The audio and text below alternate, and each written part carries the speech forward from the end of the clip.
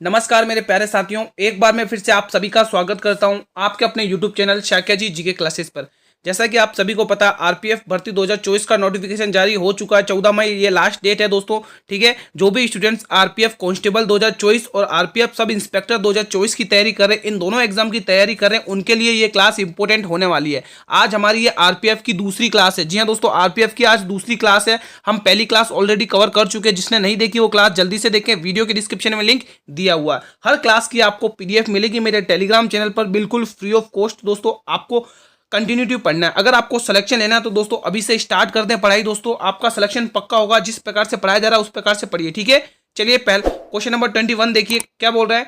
मानव शरीर के किस अंग से इंसुलिन का स्त्राव होता है? कमेंट करके बताएंगे मेरे सभी स्टूडेंट्स। पहला ऑप्शन रहेगा अग्नाशय में, दूसरा ऑप्शन रहेगा गुर्दा में, तीसरा ऑप्शन रहेगा गैल ब्लैडर में और चौथा ऑप्शन रहेगा यकृत में। कमेंट करके बताएंगे सभी स्टूडेंट्स क्या राइट ऑप्शन रहेगा इस प्रश्न के लिए। सभी स्टूडेंट्स बताइएगा, बहुत ही इंपॉर्टेंट क्वेश्चन है ये, बहुत बार आ चुका है एग्जाम्स में। तो आप लोग कमेंट करके बताएं इस प्रश्न के लिए क्या राइट ऑप्शन रहेगा, जल्दी से बताएं। तो यहां पर आप लोग बी ऑप्शन को टिक करेंगे दोस्तों। ऑप्शन ए को टिक करेंगे, सॉरी बी नहीं, ऑप्शन ए, यानी कि मानव शरीर के अग्नाशय से इंसुलिन का स्त्राव होता है दोस्तों। यहां पर बी ऑप्शन, सी ऑप्शन और डी ऑप्शन गलत हो जाएंगे। ए ऑप्शन जो भी स्टूडेंट टिक कर रहे हैं, जितने भी स्टूडेंट ने ए ऑप्शन टिक किया बिल्कुल सही होगा दोस्तों। यहाँ पर मैं आज की क्लास में आपके लिए वापस 25 क्वेश्चन का चैलेंज लेके आया हूँ, जो आपको एक्सेप्ट करना है और उनमें से कितने क्वेश्चन सही करेंगे वो आपको कमेंट बॉक्स में बताना है। क्वेश्चन नंबर 22 का जवाब दीजिए। क्वेश्चन नंबर 22 क्या बोल रहा है? मृत्यु दंड के मामले में क्षमा देने का अधिकार किसको है? प्रधानमंत्री को, राष्ट्रपति को, मुख्य न्यायाधीश को या भारत का महान्यायवादी को? दोस्तों बताइए, बहुत ही इंपॉर्टेंट ये क्वेश्चन है एग्जाम की दृष्टि से। जब तक आप बताइए दोस्तों, मृत्यु दंड अगर मैं आपको बात करूं दोस्तों, देखो पहले मैं इसका आंसर बता देता हूं। मृत्यु दंड के मामले में क्षमा देने का अधिकार सिर्फ राष्ट्रपति को है दोस्तों, राष्ट्रपति को। प्रधानमंत्री को नहीं है, मुख्य न्यायाधीश को नहीं है, भारत का महान्यायवादी को नहीं है, सिर्फ राष्ट्रपति को दोस्तों। और ये किस अनुच्छेद के तहत देते हैं दोस्तों? कौन सा अनुच्छेद है क्षमा देने का? कौन सा अनुच्छेद है दोस्तों? तो आप ध्यान रखेंगे, क्षमा देने का अनुच्छेद कौन सा भाई? 72वां है, यानी 72 है। कौन सा अनुच्छेद है? 72 है दोस्तों, क्षमा देने का अधिकार। ठीक है, कौन से अनुच्छेद के तहत है दोस्तों अधिकार? अनुच्छेद 72 में। अनुच्छेद 56 में क्या है? राष्ट्रपति का अनुच्छेद 56 में क्या है? दो जो भी अनुच्छेद बता रहा हूं दोस्तों वो आपके राष्ट्रपति से संबंधित है। ठीक है, अगर मैं बात करूं अनुच्छेद 58 की, 58 में क्या है? 58 में बताइए, ये दो अनुच्छेद बताइए। देखिए, अगर बात करें अनुच्छेद 56 की, तो अनुच्छेद 56 में राष्ट्रपति का दोस्तों क्या बताया गया? कार्यालय बताया गया, यानी टेन्यूर बताया गया। क्या बताया गया? टेन्यूर, यानी कार्यालय, कार्यालय। ठीक है, अगर बात करें यहीं पर, अगर बात करें अनुच्छेद 58 में राष्ट्रपति जी के लिए क्या बताया गया, तो आप ध्यान रखेंगे अनुच्छेद 58 में बताया गया है दोस्तों राष्ट्रपति की दोस्तों योग्यताएं दे रखी है दोस्तों। क्या दे रखी है? योग्यताएं, क्वालिफिकेशन। योग्यताएं क्या दे रखी है? योग्यताएं, क्वालिफिकेशन दोस्तों। क्या दे रखी है? क्वालिफिकेशन दोस्तों दे रखी है। ठीक है, तो ये ध्यान रखिएगा। अब आप कमेंट करिए कि हमारे भारत के वर्तमान में राष्ट्रपति कौन है। ये इजी क्वेश्चन है, इतना तो बता दो दोस्तों, जल्दी से कमेंट करेंगे। जब तक नेक्स्ट क्वेश्चन की तरफ मूव ऑन करते हैं, चलिए नेक्स्ट क्वेश्चन देखते हैं। हमारा क्वेश्चन नंबर 23 बताइए। 2011 की जनगणना के अंतिम रिपोर्ट के अनुसार भारत का लिंगानुपात निम्न में से क्या है? बताइए कमेंट करके। बहुत ही इजी क्वेश्चन है, सभी स्टूडेंट्स बताएंगे। 927/1000, 943/1000, 941/1000 या 913/1000? बहुत ही इजी क्वेश्चन है, सभी स्टूडेंट्स बताएंगे। जो भी स्टूडेंट्स आरपीएफ भर्ती 2024 की तैयारी कर रहे हैं, बिल्कुल सही चैनल पर आए हैं दोस्तों। आपको इस चैनल पर हर एक लेक्चर वीडियो सीरीज बिल्कुल फ्री ऑफ कॉस्ट मिलेगी, हर पीडीएफ मिलेगी हर क्लास की। बस टेलीग्राम चैनल को ज्वाइन करिए, लिंक वीडियो के डिस्क्रिप्शन में दिया हुआ है। तो यहाँ पर जो भी स्टूडेंट्स ए ऑप्शन को टिक कर रहे हैं गलत कर रहे हैं, सी ऑप्शन को टिक कर रहे हैं गलत कर रहे हैं, डी ऑप्शन को टिक कर रहे हैं गलत कर रहे हैं, बी ऑप्शन को जो भी टिक कर रहे हैं बिल्कुल सही टिक कर रहे हैं। यहाँ पर जितने भी स्टूडेंट ने बी ऑप्शन को टिक किया बिल्कुल सही टिक किया है, यहाँ पर बी ऑप्शन बिल्कुल सही जवाब जाएगा। चलिए नेक्स्ट क्वेश्चन देखते हैं। हमारा अगला प्रश्न देखिए। हमारा अगला प्रश्न कौन सा? 24। सभी स्टूडेंट्स बताएंगे संविधान की दूसरी बैठक कब हुई थी? बहुत ही इंपॉर्टेंट सा क्वेश्चन एक बार आप सभी के सामने आता हुआ सभी स्टूडेंट्स बताएंगे दोस्तों। चलिए दोस्तों बताइए, 1946 में, 1948 में, 1950 में या 1951 में? सभी स्टूडेंट्स बताएं दोस्तों। आपको संविधान की दूसरी बैठक पूछा है, ठीक है, बताइए दूसरी बैठक, पहली बैठक नहीं पूछा है। जब भी आपको दूसरी बैठक पूछे तो ध्यान देने वाली बात है, दूसरी बैठक कब हुई थी? तो 11 दिसंबर 1996, 11 दिसंबर 1946 में हुई थी। 11 दिसंबर 1946 में हुई थी। ये कौन सी पहली बैठक थी दोस्तों। इस पहली बैठक में दोस्तों अध्यक्ष थे और साथ में उपाध्यक्ष भी आए थे। दूसरी बैठक में क्या हुआ था दोस्तों, जो अध्यक्ष भी थे और साथ में उपाध्यक्ष भी आए थे, लेकिन जो पहली बैठक हुई थी उसमें सिर्फ अध्यक्ष थे, उपाध्यक्ष नहीं थे। तो यहां पर दोस्तों मैं आपको दोनों ही बता देता हूं। यहां पर अध्यक्ष कौन है, अध्यक्ष, और यहां पर आपको ध्यान रखना है उपाध्यक्ष भी। और क्या ध्यान रखना है, उपाध्यक्ष, यानी मतलब प्रेसिडेंट, मतलब वाइस चेयरमैन और वाइस चेयरमैन है ना, उपाध्यक्ष। आपको यहां पर उपाध्यक्ष भी बताना है। चलिए कमेंट करिए जिन बच्चों को आता है। तो जो दूसरी बैठक थी संविधान की, वो तो हमें पता है कि 11 दिसंबर 1946 को हुई थी, लेकिन इसमें जो पहले अध्यक्ष थे वो कौन थे, तो ध्यान रखेंगे doctor Rajendra Prasad, doctor Rajendra Prasad, doctor Rajendra Prasad, doctor Rajendra Prasad. ठीक है, ये पहले अध्यक्ष थे। ठीक है, डॉक्टर राजेंद्र प्रसाद दोस्तों। उपाध्यक्ष कौन थे, एच सी मुखर्जी। ठीक है, H C Mukherjee, H C Mukherjee, H C Mukherjee. ठीक है दोस्तों, तो ये ध्यान देने वाली बात है। ठीक है, दूसरी बैठक में दोस्तों उपाध्यक्ष थे, लेकिन पहली बैठक में उपाध्यक्ष नहीं थे दोस्तों। ठीक है, और जैसा कि आप सभी को पता है पहली बैठक कब हुई थी, 9 दिसंबर 1946 को हुई थी, जिसके अध्यक्ष कौन थे, सच्चिदानंद। कौन थे भाई, सच्चिदानंद थे दोस्तों। वो अध्यक्ष कौन थे, अस्थायी अध्यक्ष थे, लेकिन ये स्थायी अध्यक्ष है। डॉक्टर राजेंद्र प्रसाद कैसे हैं, स्थायी अध्यक्ष हैं, स्थायी। जो सच्चिदानंद हैं, जो फर्स्ट पहले अध्यक्ष थे, वो कौन थे, अस्थायी अध्यक्ष थे। तो यहां पर आप लोग कौन सा ऑप्शन टिक करेंगे, 1946, यानी ए ऑप्शन को टिक करेंगे। सभी स्टूडेंट ने ए ऑप्शन को टिक किया होगा। आई थिंक सभी बच्चों के डाउट क्लियर हो गए होंगे इस क्वेश्चन से रिलेटेड। चलिए नेक्स्ट क्वेश्चन देखिए, क्वेश्चन नंबर 25 बताइए, वायु दाब को मापने के यंत्र को क्या कहते हैं। बहुत ही इजी क्वेश्चन है, सभी बच्चे बता देंगे। एनीमोमीटर, बैरोमीटर, हाइग्रोमीटर या थर्मोमीटर, थर्मामीटर। कमेंट करिए स्टूडेंट्स। अगर आपको ये क्लास अच्छी लग रही हो तो इस क्लास को लाइक जरूर करें दोस्तों, और उन बच्चों तक तो जरूर शेयर करें जो बच्चे सिलेक्शन लेना चाहते हैं दोस्तों, उन बच्चों तक ये क्लास को जरूर शेयर करें। आज हमारी आरपीएफ की दूसरी क्लास है। ठीक है, हम पहले ऑलरेडी कवर कर चुके हैं, जिन्होंने नहीं देखी है लिंक वीडियो के डिस्क्रिप्शन में दिया हुआ है। चलिए इस प्रश्न का जवाब टिक करिए, बिल्कुल सभी बच्चे बी ऑप्शन टिक करें, गुरुजी बैरोमीटर। जी हाँ दोस्तों, वायु दाब को मापने के लिए जिस यंत्र का प्रयोग किया जाता है उस यंत्र का क्या नाम है, बैरोमीटर है दोस्तों। ऑप्शन बी को लॉक करेंगे। नेक्स्ट क्वेश्चन, क्वेश्चन नंबर 26 देखिए, दूध में पाया जाने वाला मुख्य प्रोटीन कौन सा होता है, एल्बुमिन, ग्लोब्यूमिन, ग्लोबिन या कैसिन। कमेंट करिए, सभी स्टूडेंट बताएंगे दूध में पाया जाने वाला मुख्य प्रोटीन कौन सा है, एल्बुमिन, ग्लोब्यूलिन या फिर ग्लोबिन या कैसिन। कमेंट करेंगे सभी स्टूडेंट, जिन स्टूडेंट्स को आता है इस प्रश्न का जवाब। तो यहां पर सभी स्टूडेंट्स डी ऑप्शन को टिक करेंगे, सभी पैरा सिपाही डी ऑप्शन को टिक करेंगे। तो ए, बी और सी वाले गलत है। डी ऑप्शन ने, जितने भी स्टूडेंट ने डी ऑप्शन को टिक किया उन सभी के राइट है भाई। डी ऑप्शन यहाँ पर आपके बिल्कुल राइट ऑप्शन रहेगा। ठीक है, चलिए नेक्स्ट क्वेश्चन दोस्तों। मैं आप अपनी तरफ से पूरी कोशिश करूंगा आपको अच्छे से अच्छा कंटेंट प्रोवाइड कराने की, ताकि इन्हीं में से, हमारे ही क्लास में से आपको क्वेश्चंस देखने को मिले एग्जाम्स में। अब ये इंतजार ना करें कि एग्जाम तो भी बहुत दूर है। जो बच्चे देखो दोस्तों, जो बच्चे सिलेक्शन लेना चाहते हैं, जिनमें जुनून है हमें सिलेक्शन लेना है, वर्दी पहननी है, वो बच्चे अभी से ही तैयारी करेंगे। वो नोटिफिकेशन का तो वेट नहीं करते, क्योंकि देखो बहुत सारे स्टूडेंट्स पहले से ही तैयारी करते हुए बैठते हैं, क्योंकि हमारे पास उतना टाइम नहीं रहता, सिलेबस भी बड़ा रहता है, तो इसलिए पहले से ही अपनी रणनीति बनाकर रखें। तो लोसर उत्सव किस राज्य में मनाया जाता है बताइए, सिक्किम में, राजस्थान में, तमिलनाडु में, तेलंगाना में। यहाँ पर मैं आपके सभी जो भी आपको ऑप्शन दे रखे हैं उनमें से आपको सभी के बता देता हूँ कौन सा उत्सव कहाँ मनाया जाता है। एग्जाम की दृष्टि से बहुत ही इंपॉर्टेंट है। राजस्थान में 2 उत्सव ध्यान रखेंगे, एक तो चंद्रभागा दोस्तों, राजस्थान में चंद्रभागा पशु मेला भी लगता है। ठीक है, तो यहाँ पे चंद्रभागा उत्सव ध्यान रखेंगे। चंद्रभागा, क्या ध्यान रखेंगे, चंद्रभागा उत्सव, चंद्रभागा, चंद्रभागा उत्सव। और दूसरा ध्यान रखेंगे मरु उत्सव, मरु उत्सव राजस्थान का, ये बहुत बार पूछा जाता है, मरु उत्सव। ठीक है, यहाँ पर आपके सारे इंपोर्टेंट जो भी उत्सव रहते हैं, जो भी ऑप्शन में दे रखे हैं, उनके रिलेटेड मैं आपको करा देता हूँ। ठीक है, अब यहाँ पे बात कर लें दोस्तों तमिलनाडु की। तमिलनाडु में सबसे पहला उत्सव ध्यान रखेंगे जल्लीकट्टू, बहुत बार पूछा जाता है दोस्तों, जल्लीकट्टू उत्सव, जल्लीकट्टू, जल्लीकट्टू उत्सव दोस्तों बहुत बार पूछा जाता है दोस्तों, जल्लीकट्टू उत्सव बहुत बार पूछा जाता है।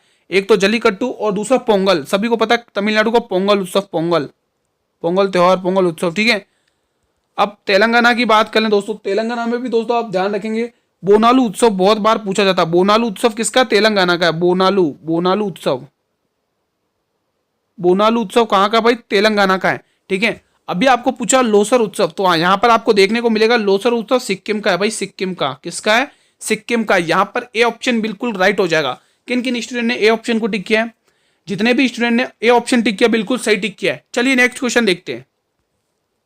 क्वेश्चन नंबर 28 बताइए, इंडियन आर्मी दिवस कब मनाया जाता है? 14 जनवरी को, 15 जनवरी को, 12 जनवरी को, 10 जनवरी को? सभी स्टूडेंट्स कमेंट करके बताएंगे इस प्रश्न के लिए, बहुत ही इंपॉर्टेंट क्वेश्चन है ये। चलिए दोस्तों अब बताना स्टार्ट करते हैं। देखिए दोस्तों, अगर बात करें दोस्तों 14 जनवरी को, तो 14 जनवरी को कौन सा दिवस मनाया जाता है? तो आप ध्यान रखेंगे, अंतर्राष्ट्रीय पतंग दिवस, पतंग दिवस, अंतर्राष्ट्रीय पतंग दिवस, पतंग दिवस, अंतर्राष्ट्रीय पतंग दिवस मनाया जाता है दोस्तों। कब? 14 जनवरी को, 14 जनवरी को, ठीक है। 15 जनवरी को क्या मनाया जाता है दोस्तों? 15 जनवरी को क्या मनाया जाता है? तो विश्व हिंदी दिवस, हिंदी दिवस, विश्व हिंदी दिवस, विश्व हिंदी दिवस, विश्व हिंदी दिवस, विश्व हिंदी दिवस मनाया जाता है, विश्व हिंदी दिवस मनाया जाता है। बात करें दोस्तों, बात करें 12 जनवरी को, 12 जनवरी को क्या मनाया जाता है? तो आप ध्यान रखेंगे, राष्ट्रीय युवा दिवस, राष्ट्रीय युवा दिवस, राष्ट्रीय युवा दिवस दोस्तों क्या मनाया जाता है? राष्ट्रीय युवा दिवस, राष्ट्रीय युवा दिवस ये मनाया जाता है, ठीक है। अब बचा क्या? 10 जनवरी। अब 10 जनवरी को क्या मनाया जाता है? कमेंट करें, 10 जनवरी को क्या माना जाता है? सभी बच्चे बताएंगे। विश्व हिंदी दिवस, सॉरी दोस्तों, जो मैंने आपको 12 जनवरी विश्व हिंदी दिवस यहाँ पर मनाया जाता है। ये जो हिंदी दिवस है ना, ये यहाँ पर होगा। मैं क्षमा चाहता हूँ इसके लिए, यहाँ पर मैंने थोड़ी गलती कर दी है, मैं क्षमा चाहता हूँ, ठीक है। माफ़ी चाहता हूँ दोस्तों, यहाँ पर थोड़ी सी गलती हुई है, मैं इसको रफ कर देता हूँ। यहाँ पे थोड़ी सी गलती हुई है, इसको रफ कर देते हैं, ठीक है, ठीक है। तो जो विश्व हिंदी दिवस यहाँ पर मनाया जाता है दोस्तों, हिंदी दिवस यहाँ पर है, हिंदी दिवस, ठीक है, हिंदी दिवस, ठीक है। 15 जनवरी को तो दोस्तों आपके इंडियन आर्मी दिवस मनाया जाता है दोस्तों, जो आपको क्वेश्चन में पूछा है, यहाँ पर आपको इंडियन आर्मी दिवस मनाया जाता है 15 जनवरी को, ठीक है। तो ये सारे कुछ दिवस इंपॉर्टेंट है जो आपके एग्जाम की दृष्टि से इंपॉर्टेंट है, ठीक है। नेक्स्ट क्वेश्चन देखिएगा, 29वां जवाब दीजिए। क्वेश्चन नंबर 29, जलियांवाला बाग हत्याकांड में कौन सा ब्रिगेडियर संबंधित था दोस्तों? बताइए, बहुत ही इंपॉर्टेंट ये क्वेश्चन है। Colonel Wellesley, general Harris, general Dyer या आर्थर वेलेस्ली? 4 ऑप्शन आपके सामने, आप लोग राइट ऑप्शन को टिक करें।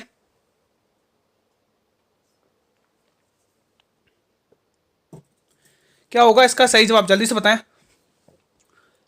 जब दोस्तों रोलेक्ट एक्ट चलता है 1919 में, जो बिना अपील, बिना दलील और बिना वकील के गिरफ्तार कर लिया जाता था लोगों को, तो वहीं पर ये जलियांवाला बाग हत्याकांड होता है दोस्तों। 13 अप्रैल 13 अप्रैल, डेट कभी नहीं भूलेंगे दोस्तों आप लोग, बहुत बार पूछी जाती है। 13 अप्रैल 1919 में ये जलियांवाला बाग हत्याकांड होता है दोस्तों। दोस्तों जब जलियांवाला बाग हत्याकांड होता था तो पूरे भारत में सनसनी सी मच जाती है दोस्तों। यहीं पर महात्मा गांधी जी अपने हिंद केसर हिंद की उपाधि को लौटा देते हैं, और रविन्द्रनाथ टैगोर जी अपनी यहाँ पर नाइटहुड की उपाधि को लौटा देते हैं, सुब्रमण्यम अय्यर अपनी सर की उपाधि लौटा देते हैं, और जो बचे हुए कौन है, जमनालाल बजाज, वो अपने राय बहादुर की उपाधि को लौटा देते हैं, ठीक है। ये ध्यान रखने वाली बात है। तो यहाँ पर कौन था भाई? General Dyer. कौन था? जनरल डायर दोस्तों। कौन था? जनरल डायर दोस्तों। ऑप्शन सी को लॉक करेंगे। बढ़े अगले क्वेश्चन की तरफ बिना देरी करें। नेक्स्ट क्वेश्चन देखिएगा, क्वेश्चन नंबर 30वां देखिए, महमूद गजनी का प्रसिद्ध अंतिम अभियान किसके विरुद्ध था दोस्तों? बताइए, बहुत ही प्रसिद्ध था और अंतिम अभियान था, बताइए। कन्नौज के विरुद्ध, मथुरा, सोमनाथ या कालिंजर? सभी स्टूडेंट्स बताएंगे। बहुत ही प्यारा सा क्वेश्चन एक बार आता हुआ आप सभी के सामने। महमूद गजनवी का प्रसिद्ध अंतिम अभियान किसके विरुद्ध था? सभी स्टूडेंट्स बताएं। जब 1025 की बात आती है, जब 1025 की बात आती है, तब 1025 में मोहम्मद गजनवी का दोस्तों 16वां आक्रमण था। कौन सा आक्रमण था? 1025 में 16वां आक्रमण था। कौन सा आक्रमण था? 16। जैसे कहा जाता है कि 17 आक्रमण किए, उसमें से ये 16वां आक्रमण था। किसके ऊपर? सोमनाथ मंदिर के ऊपर दोस्तों। ये सोमनाथ मंदिर के ऊपर किस पे था? सोमनाथ मंदिर। ये सोमनाथ मंदिर है कहाँ दोस्तों? गुजरात में है दोस्तों। ये सोमनाथ मंदिर है कहाँ पर दोस्तों? ये सोमनाथ मंदिर गुजरात में है, गुजरात में, गुजरात में है दोस्तों। तब वहां का शासक कौन थे भाई? सोमनाथ मंदिर। तब वहां के शासक कौन थे? भीम प्रथम दोस्तों। भीम प्रथम, भीम प्रथम। कौन थे भाई? भीम प्रथम। वहां के शासक कौन थे? भीम प्रथम। और इन भीम प्रथम का संबंध किस वंश से था दोस्तों? ये चालुक्य वंश से इनका संबंध था। चालुक्य वंश के थे, चालुक्य वंश, ठीक है मित्रों। ये बात आपको कभी नहीं भूलनी है, ठीक है। सभी को पता है कि मोहम्मद गजनवी में हमारे भारत पर 17 बार आक्रमण किए। तब 1025 का वो समय था, 16वां आक्रमण था गुजरात के सोमनाथ मंदिर पर दोस्तों। पूरा लूट लिया था उस मंदिर को दोस्तों। उस समय भीम प्रथम वहां के शासक हुआ थे, जो चालुक्य वंश से अपना संबंध रखते थे, ठीक है। नेक्स्ट क्वेश्चन, सारे डाउट क्लियर हो गए होंगे आपके। चलिए नेक्स्ट क्वेश्चन 31वां, निम्न में से कौन सा प्राकृतिक यौगिक पौधों के प्रकाश संश्लेषण में मदद करता है? क्लोरोफिल, करक्यूमिन, ग्लूकोज या लैक्टिन। इसी क्वेश्चन है, इसमें तो कोई दिक्कत ही नहीं होगी भाई। कौन कौन ऑप्शन डी को टिक कर रहे हैं? कौन कौन ऑप्शन डी को टिक कर रहे हैं? जो भी ऑप्शन डी को टिक करे वो बच्चे गलत कर रहे हैं।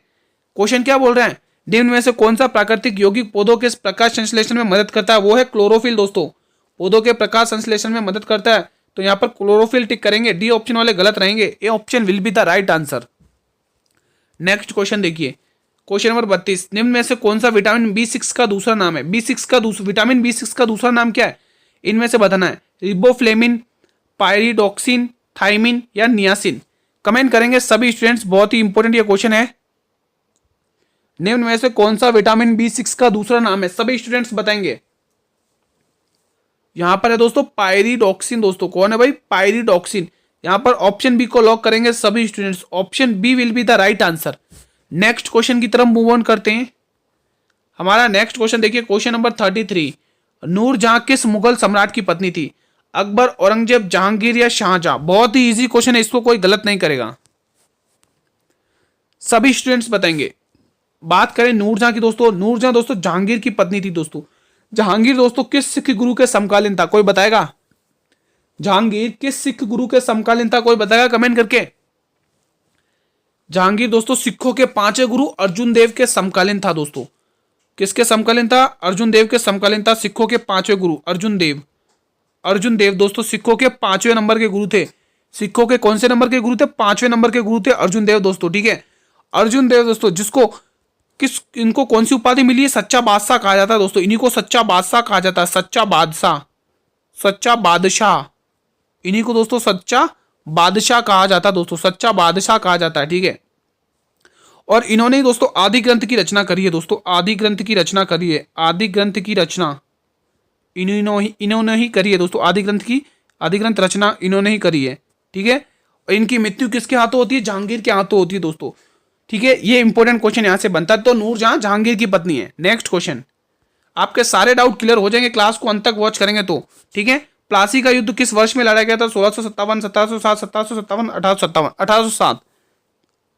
इजी क्वेश्चन है, इसको कोई भी बच्चा गलत नहीं करेगा। प्लासी के युद्ध की बात करें तो ये 23 जून 1757 को होता है। 23 जून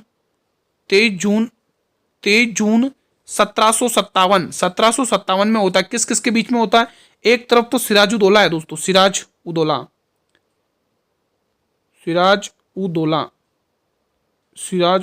ठीक है, एक तरफ तो सिराजुद्दौला है। ठीक है, तो दूसरी तरफ कौन है? दूसरी तरफ रॉबर्ट क्लाइव है। क्लाइव है ना, अंग्रेज का था क्लाइव। यहां पर क्लाइव जीत जाता है। रॉबर्ट क्लाइव जीत जाता है, सिराजुद्दौला हार जाता है दोस्तों। ठीक है, तो यहां पर प्लासी का युद्ध होता है दोस्तों। प्लासी, ठीक है, प्लासी का युद्ध होता है दोस्तों। ठीक है, इससे 3 दिन पहले दोस्तों 20 जून को क्या होता है? 20 जून को ब्लैक होल घटना होती है। 20 जून 1756 में ब्लैक होल घटना होती है। ब्लैक होल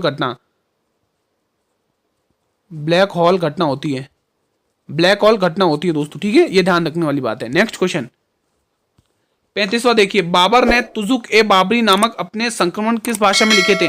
मंगोल, फारसी, तुर्की, अरबी। जैसा कि सभी को पता है, बाबर खैबर दर्रे से होते हुए 1526 में हमारे भारत में आता दोस्तों। ठीक है, फिर इब्राहिम लोदी से लड़ाई करता है दोस्तों। ठीक है, पानीपत का पहला युद्ध। ठीक है, सभी को पता होगा दोस्तों। वहां पर क्या होता है? इब्राहिम लोदी हार जाता है दोस्तों। वो पहला शासक था, तो युद्ध भूमि में मारा जाता है। क्वेश्चन पूछा जाता है कि वो पहला शासक कौन सा जो युद्ध भूमि में मारा जाता है? वो था इब्राहिम लोदी वंश का शासक। ठीक है, तो यहीं से भारत में एंट्री हो जाती है बाबर की 1526 में। तो उसने ये किस भाषा में लिखे थे? ये तुजुक ए बाबरी किस भाषा में लिखी थी उसने अपनी? दोस्तों आप सभी को पता है वो मुगलों की कौन सी भाषा थी? सभी को पता होगा, बिल्कुल सी ऑप्शन तुर्की थी दोस्तों। Option C will be the right answer.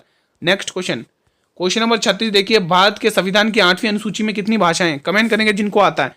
19, 22, 18, 16। सभी स्टूडेंट्स बताएंगे कमेंट करके। जिन स्टूडेंट्स को आता है बिल्कुल बी ऑप्शन टिक कर रहे हैं। B option will be the right answer. Next question, Maurya साम्राज्य की राजधानी कहां पर थी? पाटलिपुत्र, वैशाली, लुम्बिनी या गया? दोस्तों लुम्बिनी से आपको कुछ याद आ रहा है? गौतम बुद्ध का जन्म हुआ था लुम्बिनी में दोस्तों।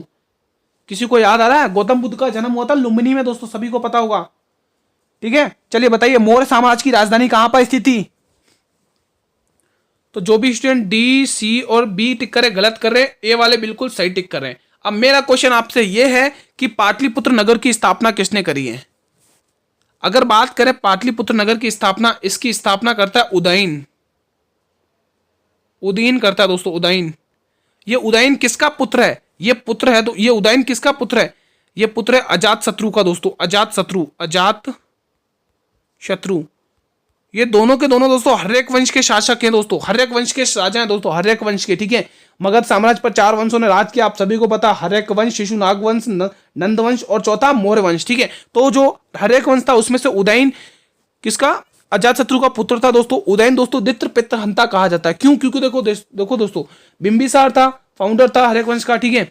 तो उसका पुत्र कौन था? अजात शत्रु। तो अजात शत्रु ने अपने पिता बिंबिसार की हत्या कर दी, तो यहाँ पर अजात शत्रु क्या कहलाएगा? प्रथम पितृहंता। अब अजात शत्रु का भी दूसरा एक पुत्र होता है, उसका नाम है उदयन, ठीक है। अब उदयन क्या करता है? अपने पिता की हत्या कर देता है अजात शत्रु को, तो यहाँ पर उदयन क्या कहलाता है? द्वितीय पितृहंता कहा जाता है। इसी ने दोस्तों पाटलिपुत्र को राजधानी बनाई, पाटलिपुत्र को राजधानी बनाई दोस्तों, उदयन ने पाटलिपुत्र को राजधानी बनाई, पाटलिपुत्र को राजधानी बनाई दोस्तों, इसी ने पाटलिपुत्र को क्या बनाई? राजधानी बनाई, राजधानी, पाटलिपुत्र को राजधानी बनाई दोस्तों, ठीक है। ये इंपॉर्टेंट क्वेश्चन पूछा जाता है। और पाटलिपुत्र का प्राचीन नाम क्या? प्राचीन नाम क्या? प्राचीन नाम किसी को पता? पाटलिपुत्र को पहले किस नाम से जाना जाता था? पाटलिपुत्र को पहले कुसुमपुरा नाम से जाना जाता था दोस्तों। किस नाम से? कुसुमपुरा, कुसुमपुरा। पहले पाटलिपुत्र का प्राचीन नाम क्या था? कुसुमपुरा दोस्तों, ठीक है। चलिए next question, question number 38। Karnataka स्थित जोग जलप्रपात किस नदी पर है? दोस्तों कर्नाटक में जो जोग जलप्रपात है स्थित है वो किस नदी पर है? कावेरी नदी, गोदावरी नदी, शरावती नदी या कृष्णा नदी? कमेंट करके बताएं, कर्नाटक में जो जोग जलप्रपात स्थित है वो किस नदी पर है? तो यहां पर शरावती नदी टिक करेंगे, ऑप्शन सी को लॉक करेंगे, बिल्कुल सही जवाब option C. Next question, question number 39। दूध को दही में बदलने में उपयोग किए जाने वाले उत्प्रेरक का क्या नाम होता है? पेप्सिन, रेनिन, लैक्टोज या डाइस्टेज? कमेंट करिए। दूध को दही में बदलने में उपयोग किए जाने वाले उत्प्रेरक का क्या नाम है? बताइए, पेप्सिन, रेनिन, लैक्टोज या डाइस्टेज? सभी स्टूडेंट्स बताएंगे, बहुत ही इंपॉर्टेंट क्वेश्चन है ये। तो यहां पर आप लोग क्या ऑप्शन टिक करेंगे? यहां पर आप लोग रेनिन टिक करेंगे, option B will be the right answer. चलिए नेक्स्ट क्वेश्चन देखते हैं, क्वेश्चन नंबर 40 बताइए, बहुत ही इंपॉर्टेंट है। ऑस्कर पुरस्कार जीतने वाले प्रथम भारतीय व्यक्ति का नाम क्या है? AR रहमान, भानु अथैया, सत्यजीत रे या गुलजार? कमेंट करें, ऑस्कर पुरस्कार जीतने वाले प्रथम भारतीय व्यक्ति कौन थे? गुरु जी पहले बात भारतीय व्यक्ति की बात करें तो भानु अथैया थे दोस्तों। कौन थे? प्रथम भारतीय व्यक्ति कौन थे भाई? भानु अथैया, जिन्होंने ऑस्कर पुरस्कार जीता दोस्तों। अगर लाइफ टाइम ऑस्कर पुरस्कार की बात करें, life time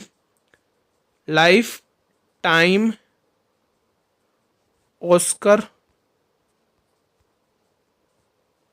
life time Oscar award, life time Oscar award किसको मिला है? लाइफ टाइम ऑस्कर अवार्ड किसको मिला है? तो नाम ध्यान रखेंगे, सत्यजीत रे को दोस्तों। किसको मिला है? जो आपके ऑप्शन थर्ड में दे रखा है, सत्यजीत रे को, सत्यजीत रे को मिला दोस्तों, सत्यजीत रे को।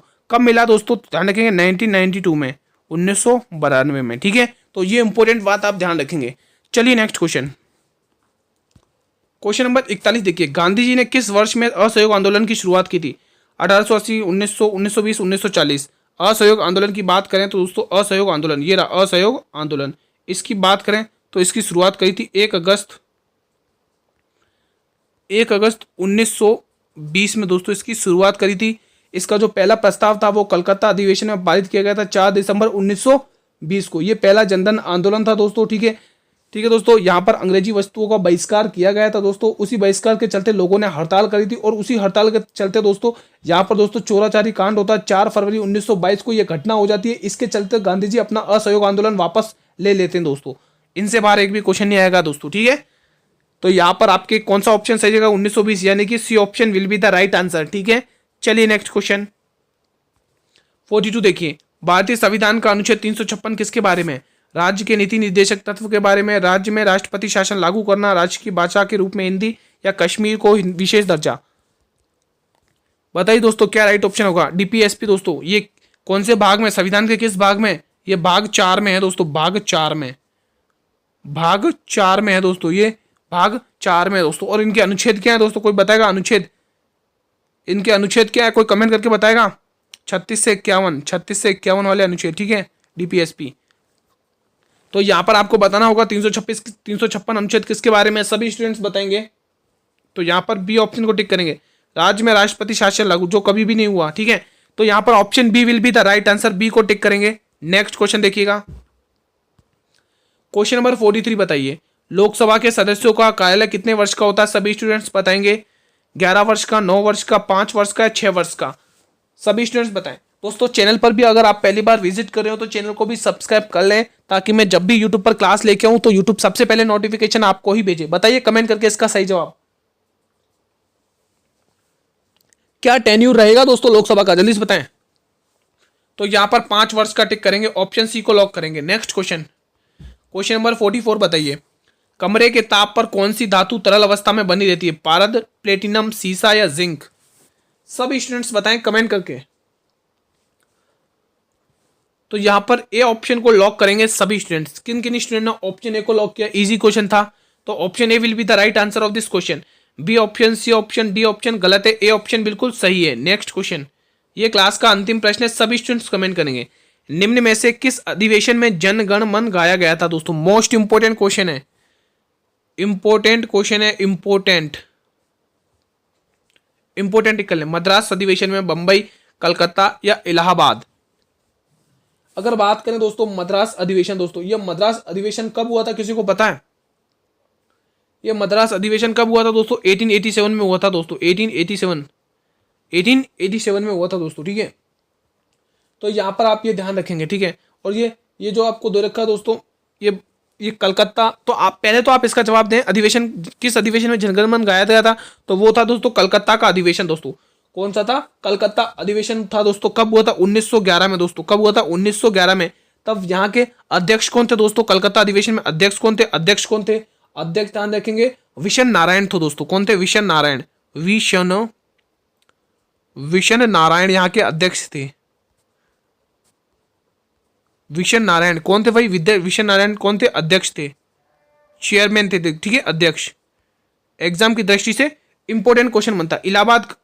इलाहाबाद अधिवेशन कब हुआ था? 1888 में हुआ था। सभी स्टूडेंट्स भली बात ही जानते होंगे, 1888 में ये इलाहाबाद अधिवेशन हुआ था, ठीक है। तो ये कुछ इंपॉर्टेंट अधिवेशन है जो आपको एग्जाम की दृष्टि से इंपॉर्टेंट है, आपको ध्यान में रखना है, ठीक है। यहाँ पर हमारी क्लास समाप्त हो जाती है, ठीक है। आज हमने यहाँ पर 25 क्वेश्चन कंप्लीट और कर लिए। अब आपके लिए चैलेंज था, अब आप लोग कमेंट करिए, ये कमेंट बॉक्स आप लोगों के लिए, आप लोग कमेंट करिए आपने कितने क्वेश्चन सही किए 25 में से। इससे आपकी तैयारी का पता चलेगा, ठीक है। अगर आपको सिलेक्शन लेना है, डेली आप लोग मुझसे जुड़ेंगे, अच्छे जितनी कोशिश होगी उतनी अच्छे से आपको कंटेंट प्रोवाइड करूंगा। आप डेली बेसिस पर अपनी तैयारी को एनालाइज करिए, ठीक है दोस्तों। अगर आप लोग दोस्तों इसी प्रकार से अगर पढ़ते रहेंगे तो आपको सिलेक्शन लेने से कोई नहीं रोक सकता दोस्तों, ठीक है।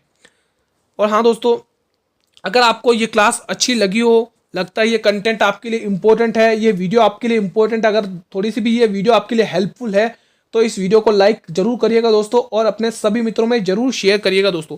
उन बच्चों तक तो जरूर पहुंचाइए जो बच्चे चाहते हैं हमें शुरू से पढ़ना, अच्छे से सिलेक्शन लेना है, तो उन स्टूडेंट्स तक ये क्लास जरूर पहुंचाइएगा दोस्तों, ठीक है।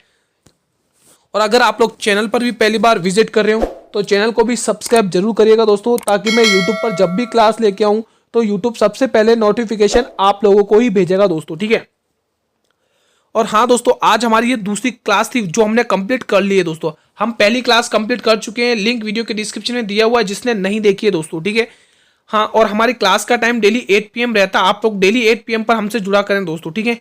डेली 8 PM क्लास का टाइम रहता है, और एक नई वीडियो के साथ हम डेली बेसिस पर हाजिर होते हैं आप सभी के सामने। आप लोग डेली बेसिस पर चैनल को से जुड़ा करें। और स्टूडेंट्स कमेंट करते हैं पीडीएफ कहाँ मिलेगी दोस्तों? फ्री ऑफ कॉस्ट आपको पीडीएफ मिल रही है दोस्तों। देखिए दोस्तों, आपको क्लासेस भी बिल्कुल फ्री ऑफ मिल रही है दोस्तों, फ्री ऑफ कॉस्ट आपको हर क्लास की पीडीएफ भी मिल रही है। तो आप अपना क्यों समय बर्बाद करें दोस्तों? बिल्कुल इनका फायदा उठाइए, अच्छे से पढ़िए दोस्तों, अगर आपको सिलेक्शन लेना है, ठीक है। तो जिसने टेलीग्राम चैनल ज्वाइन नहीं किया, टेलीग्राम चैनल को ज्वाइन कर लें, क्योंकि दोस्तों फ्री ऑफ कॉस्ट पीडीएफ वहीं पर मिलेगी, और जो भी अपडेट होगी वो आपको टेलीग्राम चैनल पर ही मिल जाएगी दोस्तों, ठीक है। टाइमिंग हमारा यही रहता है, कल मिलेंगे हम लोग इसी टाइम पर दोस्तों, 8 PM पर ही मिलेंगे एक और नई वीडियो के साथ। तब तक के लिए मित्रों, जय हिंद, जय भारत, वंदे मातरम, धन्यवाद।